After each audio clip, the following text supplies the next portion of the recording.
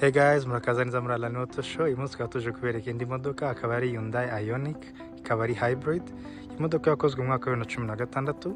Kuri wifuza kuyigura ndetse nawe wifuza kuyimenya mu buryo bwimbitse, tukaba tuguhaye ikaze muri Alani Auto Show.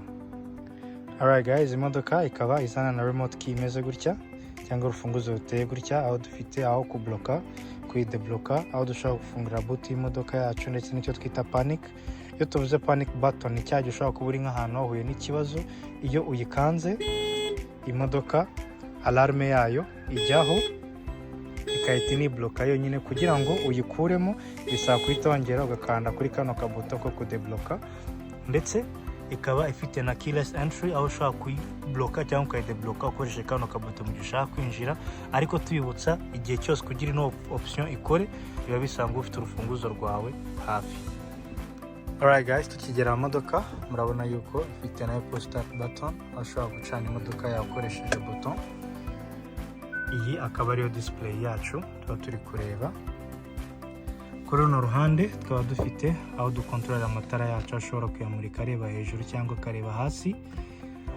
Hanyuma ahangaho tukaba dufite aho dukontorera urumuri rwa screen zacu.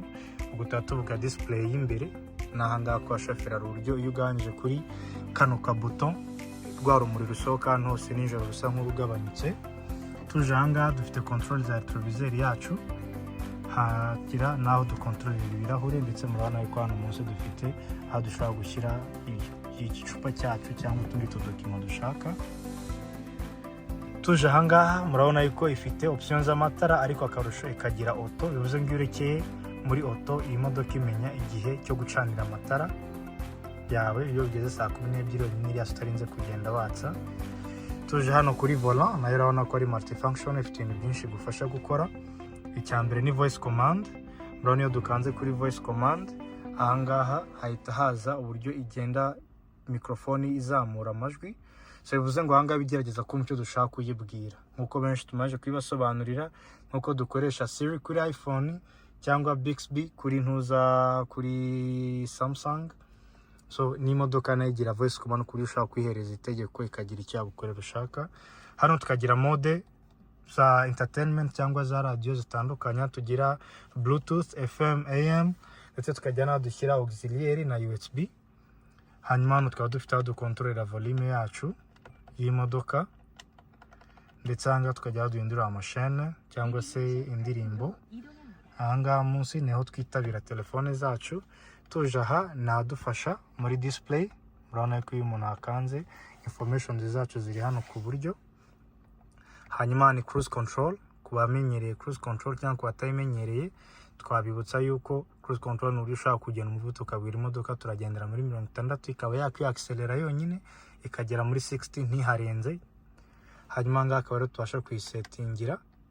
Hanyuma kuri aka kabuto akangaka nako nakadufasha kunavigatinga kuri screen yacu. Hanyuma ngaha akaba ari ukwemeza cyangwa gucancelinga. Tuje kuri screen yacu murabona yuko ni screen nini, nayo iri na touch. Ahangaha urumva yuko imodoka ifite sound nziza. Tubabwira yuko sound iyi modoka ifite ni JBL muri speaker enye zayo zose, harimo n'indi subwoofer muri boot yayo. N'ahangaha murabona yuko kuri radio handitseho JBL. So ahangaha akaba rero tubasha gukontrolingira buri kimwe cyose, media yacu, aho ushobora guselectinga input yawe, ushobora guplayingira ibyawe cyangwa se FM, AM nk'uko turi kwibona ahangaha. Tuje hano munsi dufite uburyo dushobora gusetinga AC yacu, aho ushobora kugira option ya driver only, ari receiving AC. Bivuze ngo ukanze kuri driver only ni uburyo baba baragennye bwo kugabanya consumption ya climatiseur, aho umuyaga ushobora guturuka muri zino vents zonyine. Ariko ukanze kuri no option muze no kureba n'ahangaha murabona yuko bitabivamo n'umugenzi ahangaha climatiseur ihita ijyaho. Twarangiza murabona yo duhinduye ahangaha nayo iri independent, urabona temperature ya turayihindura, ariko ya ntituyihindura. Iyo ushaka kugira imodoka igire temperature imwe uklika kuri kano ka sync, iyo dusynchronije urabona yuko temperature zigendera hamwe, ariko iyi controlling iri main aba ari yangaye kwa shoferi.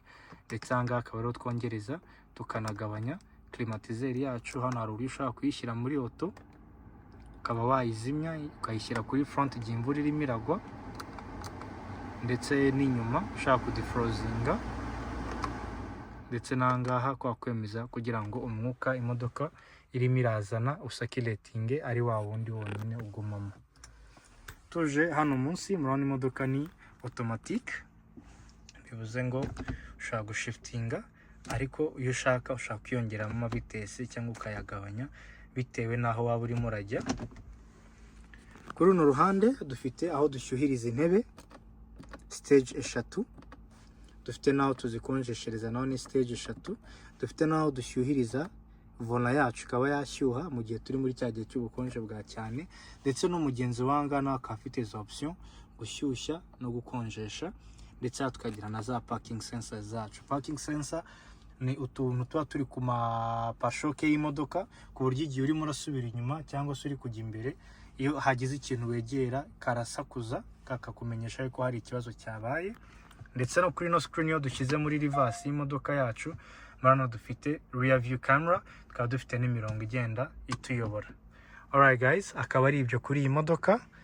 Ku gice kigize hano imbere tunabwira yuko ifite na sunroof iri tinted, ku buryo urumuri ntabwo izuba rikubitamo ngo urumuri rwinjire ari rwose cyane. Iyi akaba ariyo view umudriver aba afite. Tunabwira yuko iyi modoka ifite ibirometero 82,545. Alright guys, reka tubereke ibigize inyuma. Alright guys, tugeze inyuma y'imodoka. Murabona naho dufite control ya kirahure, hano tukagira door handle yacu dushobora dukoresha dufungura imodoka. Hano munsi n'arana bafite aho bashyira igikombe n'utundi tudokimo twabo.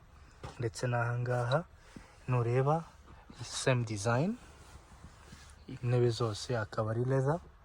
Nitwegera ahangaha naho turasanga ya cup holder yacu, ariko mu gihe kutagakoresha abantu batatu bakaba bakwicaramo.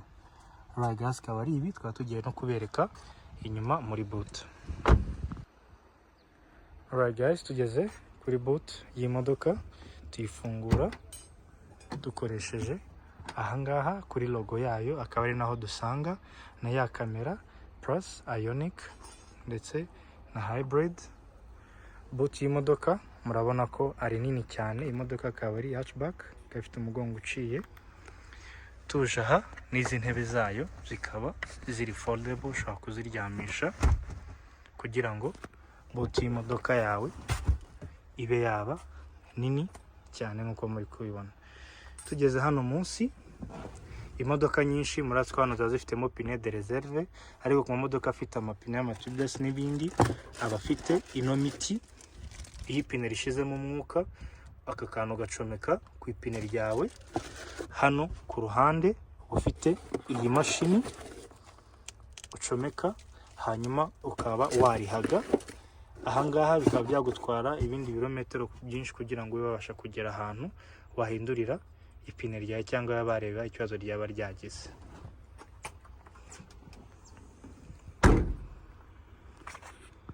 Alright guys, akaba ari ibigize Hyundai Ioniq yakozwe 2016. Wifuza kuyigura imodoka ikaba ihagaze $17,000,000 but slightly negotiable, harimo ibiganiro.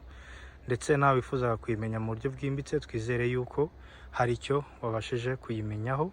Ku bindi bisobanuro ukaba waduhamagara kuri 0789 38 64 88. Murakaza neza muri Alani Autos.